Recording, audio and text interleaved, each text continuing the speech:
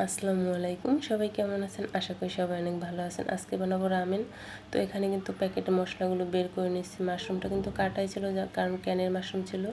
এরপর দিয়ে দেবো বাটারটা পরিমাণ মতো দিলেই হবে।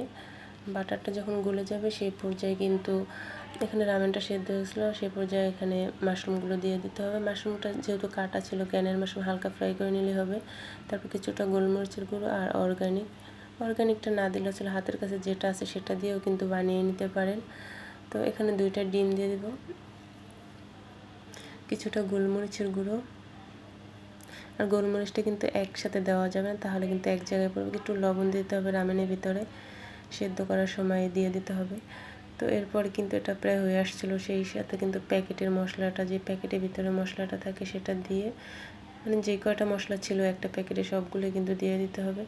কারণ পুরো প্যাকেটের ভিতরে 2টা পিস ছিল, 2টা পিসই কিন্তু আমরা নিয়ে নিয়েছিলাম। তারপর কিছুটা চিজ দিয়ে দেবো। চিজটা অপশনাল, আপনি যদি হাতের কাছে থাকে তাহলে দিতে পারেন। তো ডিমটা কিন্তু ঝুরা করে নেওয়া হয়েছিল। তারপরে এখানে মাশরুম ডিম একসাথে দিয়ে 1 মিনিটের মতো রান্না করে নিলেই হয়ে যাবে, মানে সবগুলো উপকরণ দেওয়ার পরে।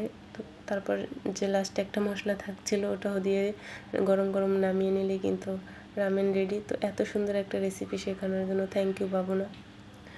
তো আমি কিন্তু রেসিপিটা শিখতেছিলাম আপনাদের সাথে সাথে। তারপর কিন্তু গরম গরম পরিবেশন করতে পারেন। আর যারা ঝাল খেতে অনেক বেশি পছন্দ করেন তারা কিন্তু রামেন না থাকলে হাতের কাছে কিন্তু নুডলস দিয়েও রান্না করতে পারেন। তবে আমি কিছুটা চিলি ফ্লেক্স দিয়ে নিয়েছিলাম। তারপরে আমরা বাইরে যাব, কারণ আমাদের কেকের অর্ডার ছিল, সেগুলো দিয়ে আসতে। তো অল্প কয়েকটা কেকের, ছোট কাপ কেকের অর্ডারগুলো ছিল। ইনশাল্লাহ একদিন বড় কিছু হবে, সে আশাই তো সব কিছু, তাই না? মানুষ আশাই সব কিছু করে। তো কোথায় যাচ্ছি সেটা আমাদের সঙ্গেই থাকুন, দেখতে পারবেন। তো এতটুকু ছোট বাচ্চা, সে মানে গাড়ি চালায়, এর হায়েস্ট বয়স হবে 13 বছর।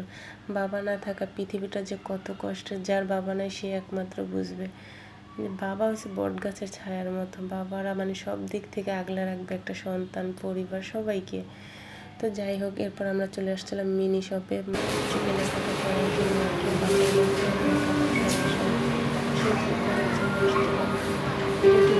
সবাই শেয়ার করে দেবেন। সবাই ভালো থাকবেন, সুস্থ থাকবেন। আল্লাহ হাফেজ, আসসালামু আলাইকুম।